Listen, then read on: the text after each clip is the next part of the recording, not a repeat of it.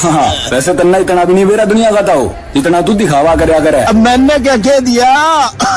अरे तू कुछ कहे, इससे पहले तेरी खांसी कह देवे है। अक 2 हफ्ते तक ज्यादा खांसी, बलगम में खून आना, लगातार बुखार आना, भूख और वजन का कम होना, ये टीबी के लक्षण है। अच्छा, अब क्या करूं भाई? अपने नजदीकी सरकारी स्वास्थ्य केंद्र पर जाके अपनी टीबी की मुफ्त जांच करवा ले। और यदि टीबी आता है तो हर रोज टीबी की मुफ्त दवाई खाना, साथ ही साथ हर महीने 1000 रुपये पोषक आहार के लिए उपचार के दौरान सीधे अपने बैंक खाते में पाना। इस मदद के लिए बस टीबी के मरीज को अपना आधार नंबर और बैंक खाता सरकारी स्वास्थ्य केंद्र पर लिंक करवाना होता है। ये तूने बढ़िया बात बता दी भाई। एक बात और सुनता हूँ, इतनी जल्दी ना करे, ये सरकारी सुविधाएं प्राइवेट डॉक्टर्स के पास इलाज करवा रहे टीबी के मरीजों के लिए भी मुफ्त उपलब्ध हैं। और अधिक जानकारी के लिए टोल फ्री नंबर 1800-11-6666 डायल कर लिए। आइए मिलकर टीबी को हराएं। टीबी हारेगा, देश जीतेगा। राष्ट्रीय स्वास्थ्य मिशन, स्वास्थ्य विभाग हरियाणा द्वारा जनहित में जारी।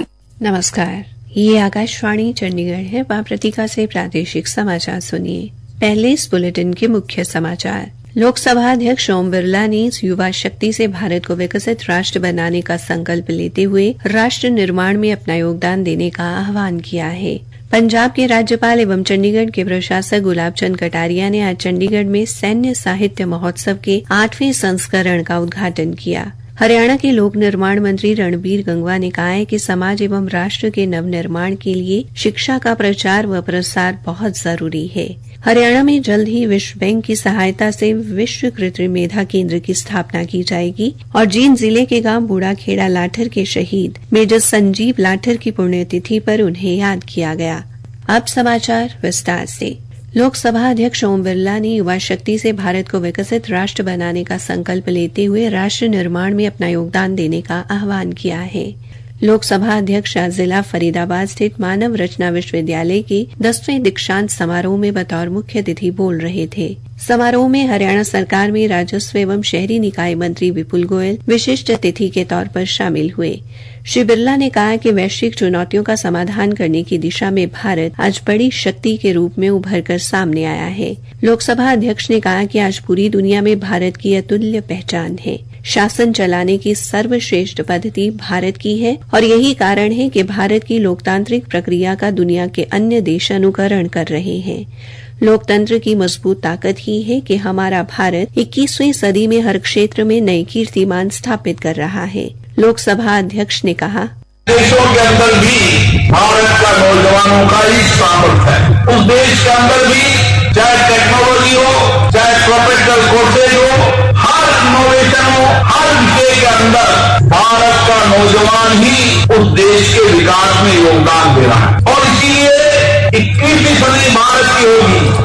श्री बिरला ने कहा कि दुनिया भर में शिक्षा, चिकित्सा, आईटी, ऑटोमोबाइल सहित हर क्षेत्र में भारतीयों के आत्मविश्वास, काम करने के जुनून, संस्कार के साथ ही बौद्धिक क्षमता व परिवर्तन करने का जज्बा होने से हम सर्वोपरि हैं। समारोह में स्नातक, स्नातकोत्तर व पीएचडी की लगभग 1500 से अधिक डिग्रियां प्रदान की गई। साथ ही विभिन्न क्षेत्रों में उल्लेखनीय कार्य करने वाले प्रतिभावान विद्यार्थियों को सम्मानित भी किया गया। पंजाब के राज्यपाल एवं चंडीगढ़ के प्रशासक गुलाब चंद कटारिया ने आज लेक खेल परिसर में सैन्य साहित्य महोत्सव के 8वें संस्करण का उद्घाटन किया। इस अवसर पर राज्यपाल ने अपने संबोधन में युवाओं को रक्षा सेवाओं की ओर आकर्षित करने के लिए साहित्य के माध्यम को सबसे शक्तिशाली हथियार बताया। उन्होंने कहा कि विभिन्न युद्धों में पंजाब के बेटों और बेटियों द्वारा प्रदर्शित वीरता पूरे देश के लिए प्रेरणा का एक शाश्वत स्रोत है। राज्यपाल ने कहा कि ये महोत्सव न केवल भारत की गौरवशाली सैन्य विरासत का जश्न मनाता है, बल्कि नागरिकों में ज्ञान बढ़ाने और देशभक्ति को बढ़ावा देने में सैन्य साहित्य की भूमिका को भी रेखांकित करता है। उन्होंने युवाओं से भारत के सैन्य इतिहास में ऐसे मील के पत्थरों से प्रेरणा लेने का आग्रह किया। राज्यपाल ने सेवानिवृत्त सैन्य अधिकारियों को छात्रों के साथ जुड़ने, अपने अनुभव साझा करने और उन्हें सशस्त्र बलों में शामिल होने के लिए प्रेरित करने की जरूरत पर भी बल दिया। हरियाणा के लोक निर्माण मंत्री रणबीर गंगवा ने कहा कि समाज एवं राष्ट्र के नवनिर्माण के लिए शिक्षा का प्रचार एवं प्रसार बहुत जरूरी है। वो आज हिसार में कुम्हार महासभा द्वारा आयोजित सम्मान समारोह में नागरिकों को संबोधित कर रहे थे। श्री गंगवा ने समाज के लोगों से अपने बच्चों को शिक्षित करने के साथ साथ संस्कारवान बनाने का आह्वान किया। मंत्री ने कहा कि वर्तमान सरकार वंचित वर्गों को सम्मान देने वाली सरकार है। उन्होंने कहा कि पिछली सरकारों में सरकारी नौकरी के आरक्षित पद रिक्त छोड़ दिए जाते थे, लेकिन बीजेपी सरकार में सभी आरक्षित पद योग्य उम्मीदवार हासिल कर रहे हैं। श्री गंगवा ने कहा कि हमें अपने काम के साथ साथ राजनीति के अंदर भी प्रजातंत्र है, प्रजातंत्र में अपनी अहम भूमिका निभानी चाहिए। वहीं शिक्षा पे और अच्छा ध्यान दें, क्योंकि भारतीय जनता पार्टी की सरकार है जो बिना पर्ची बिना खर्ची के नौकरी देने का काम करती है। आज कोई भी युवा, चाहे उसकी कोई सिफारिश हो चाहे ना हो, जिसके पास पैसा हो ना हो, अगर वो पढ़ाई के अंदर अव्वल है तो अपनी शिक्षा के दम पर सरकारी सेवाओं में स्थान बना सकता है। उन्होंने कहा कि राजनीति में आरक्षण मिलने के बाद बहुत सारे व्यक्ति पहली बार सरपंच, पंच और जिला पार्षद बने हैं। उन्होंने युवाओं से नशों से दूर रहने का आह्वान भी किया। श्री गंगवा ने कुम्हार छात्रावास के लिए अच्छी कोटे से 21 लाख रुपए देने की घोषणा भी की। उन्होंने लोगों से छात्रावास के लिए जरूरी चीजों बारे एक प्रस्ताव तैयार करके उन्हें भेजने को कहा। मीडिया से बातचीत में गत दिनों चंडीगढ़ में बम धमाकों के आरोपियों को पुलिस मुठभेड़ में पैर में गोली मारकर पकड़े जाने के सवाल पर मंत्री ने कहा कि अपराध करने वालों से सरकार हमेशा सख्ती से पेश आएगी। मेयर और पार्षद के चुनाव पर सवाल पूछे जाने पर उन्होंने कहा कि सभी प्रक्रिया लगभग पूरी हो चुकी है। नए साल की शुरुआत में चुनाव कराए जाने की पूरी संभावना है। प्रादेशिक समाचार आकाशवाणी चंडीगढ़ से प्रसारित किए जा रहे हैं। हरियाणा राज्य में जल्द ही विश्व बैंक की सहायता से विश्व कृत्रिम मेधा केंद्र AI सेंटर की स्थापना की जाएगी। मुख्यमंत्री नायब सिंह ने विश्व बैंक के प्रतिनिधिमंडल के साथ इस विषय पर विस्तार से चर्चा की। मुख्यमंत्री ने कहा कि चुनाव पूर्व जारी भारतीय जनता पार्टी के संकल्प पत्र में हरियाणा को वैश्विक शिक्षा केंद्र के रूप में स्थापित करने का एक प्रमुख संकल्प है।